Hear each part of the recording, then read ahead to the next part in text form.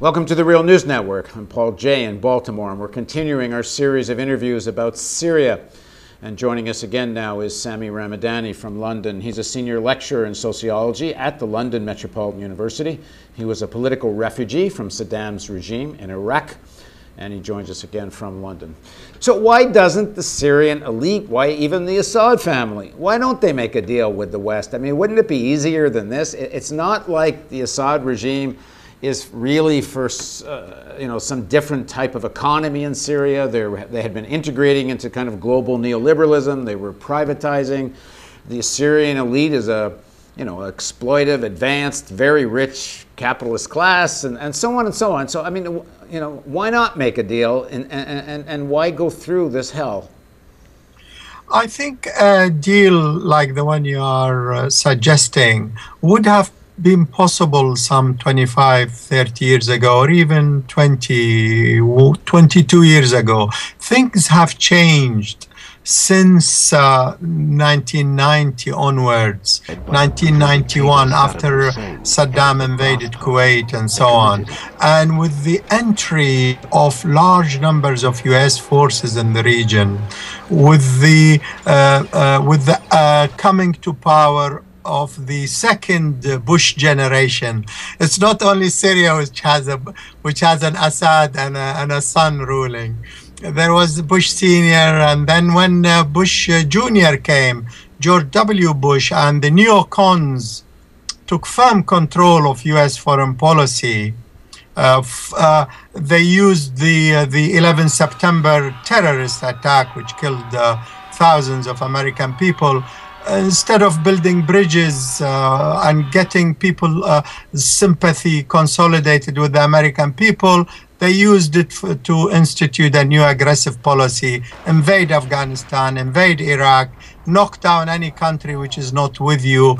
If you are not with us, as Bush said, you are against us. So room for maneuver and compromise became very limited with various ruling elites across the world. Sami, do you think the Syria policy is to a large extent being driven by the neocons and not as much perhaps by the Obama administration? I mean, you look at Netanyahu, who is clearly allied with the far right of the United States.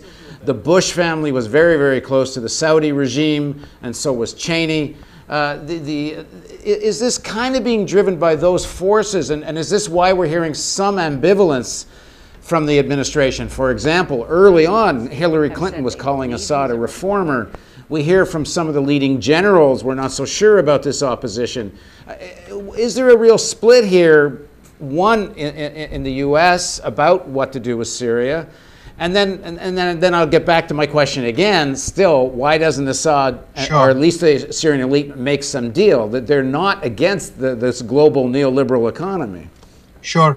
I think you are right to refer to differences within the U.S. administration and amongst influential political commentator circles, advisors, people like Henry Kissinger, others.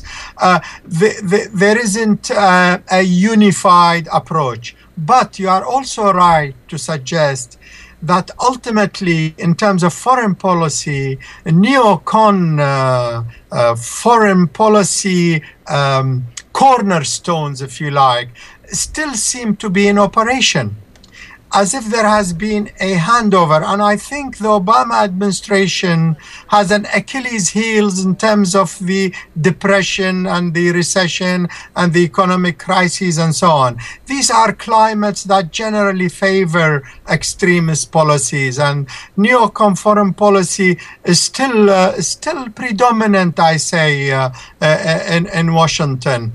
And if you remember, even within the context of Iraq, it was Bush who agreed the withdrawal agreement with Iraq, and Obama came and implemented it. That was quite significant, that the major security agreement under which the US withdrew from Iraq was signed by Bush in the changeover period from Bush to Obama. So there is a certain degree of continuity, and within the Middle East, there is that continuity. And something also very significant happened in the Middle East, which is the great uprisings in Tunisia and Egypt. And the US has decided to, if you like, follow the neocon policy to its hilt because they felt threatened by the uprisings. And to apply the neocon policy to the hilt means relying more and more on the Saudi dictatorship. And according to advice that was given to the US administration, let's deal with the Muslim Brotherhood. And I guess for Israel, the other issue is if there's going to be a war with Iran, you do everything you can to try to weaken and neutralize Hezbollah. And the first step to do that is you destabilize and do what you can against Syria. Yes, without Syria, Hezbollah will be much weaker. Although it's a very indigenous Lebanese force and it's very popular amongst large sections of the Lebanese population, its arms and supplies do come through Syria. So obviously they will lose a major ally in Syria. All right, let's go back to my first question then. So, given the alignment of forces, if you're even the Assad family, but certainly broader section of the Syrian elite, why don't you make a deal? I think they would make a deal if the United States abandons the Muslim Brotherhood and the Saudi, Qatari, Turkish axis. This axis and this alliance with the Muslim Brotherhood of Syria means that the entire Syrian elite, encompassing quite a number of social forces, will have to go. Because you're talking about a very, very radical social political force that will take over in Syria. And this is preventing, I think, a deal. I think the Syrian regime was negotiating with the United States. They even kept the US ambassador to the last minute. If you remember, they even allowed him to travel in Syria, Robert Ford. He went to Hama, met with leaders of the Muslim Brotherhood in Hama and so on, the US ambassador did. And Syria was still trying to build some sort of bridges with the United States. But the United States is applying such an extreme policy that the Syrian elites are terrified of the alternative that the United States and Saudi Arabia are backing in Syria. So that is one of the main reasons why we don't see a compromise solution emerging regarding Syria. Right. Okay, in the next segment of our interview, we're going to talk about intervention and the potential global consequences of what might be an intervention, foreign intervention in Syria. Please join us for that, and thank you for joining us on the Real News Network.